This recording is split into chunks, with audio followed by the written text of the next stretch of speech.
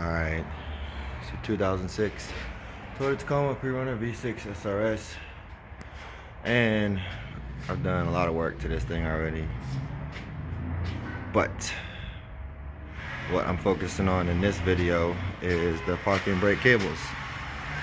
These right here, what you see hanging, these little cables, and the replacement of them.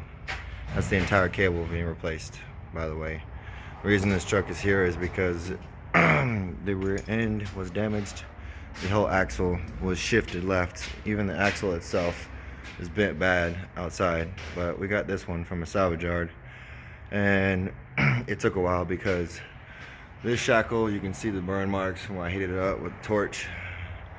It was a whole process to get it bolted in because the frame was bent right here. I'm surprised the title didn't show totaled. He got it in Mississippi, I believe, or Missouri, one of those two. But yeah, this whole rear end, which is the axle and associated parts, leaf springs, shackles, wires, all I did was, after I finally got it to line up and bolt up, was attach the brake cables, the existing ones, or the brake lines. This right here, the connector for the ABS sensors. This is out of a different Tacoma. I can't remember exactly which one, but the shocks as well, those were damaged. The center support cross member was messed up bad as well. This was twisted because the drive shaft, because it was connected, when the axle shifted, when it got clipped in the back right, caused the actual cross member to get twisted. So the actual center support or carrier bearing was damaged as well. This is a new one. I'm gonna install that as well, probably make another video on that, and replacing the U joints, because in the process of taking it off, it actually got one of the needle bearings that got dislodged. I had to resituate, and then ended up breaking one of the needle bearings on accident, so U joint replacement as well. Other than that, parking brake cables, this one right here, I don't have instructions, or I'm not going to be able to explain to you exactly how to take it off from the inside, but I mean, it's self-explanatory. If you know how to do drum brakes, you just pop the drum off, and then all the springs and clips that are in the way to disconnect it. Other than that, in order to get it off, they make it fun by putting it inside up underneath the center console. That's where it connects. One cable ties into two, and these two cables go to each wheel. So, being that said, once you get it disconnected here, if you are changing the entire cable, and by the way, this is the old cable. I mean, this is a cable that came with the axle, because we got the entire assembly. You got this bracket here, it's 12 millimeter. That one right there, another 12 millimeter. And this is the fun part. Up in here, right up in there, you can't really see it, but my camera's messed up. There's a bolt, 12 millimeter as well, which is this one, actually.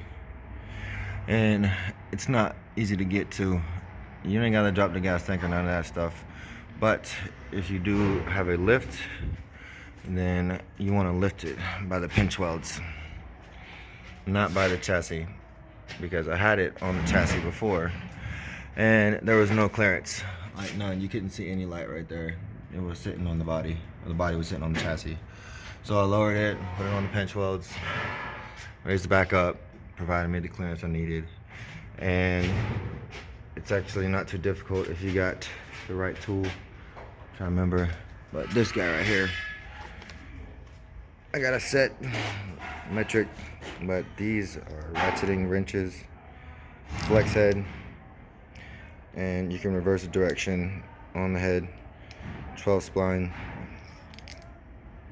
or 12 point, sorry. So this one is 14 and 12. Like I said, 12 millimeter.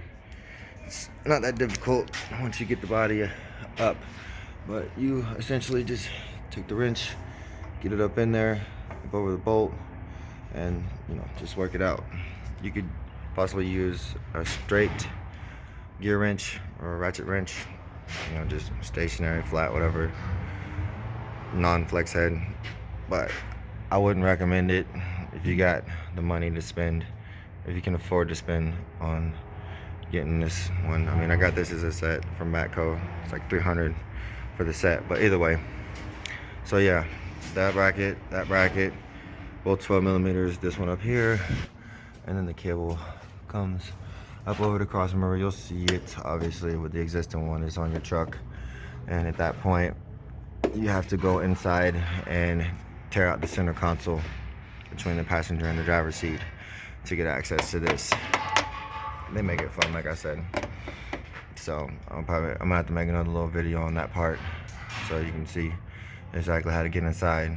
But I mean, I read all data on it already, and it says that you have to disconnect the battery because of an SRS module. You don't want any accidental deployments or any stuff like that.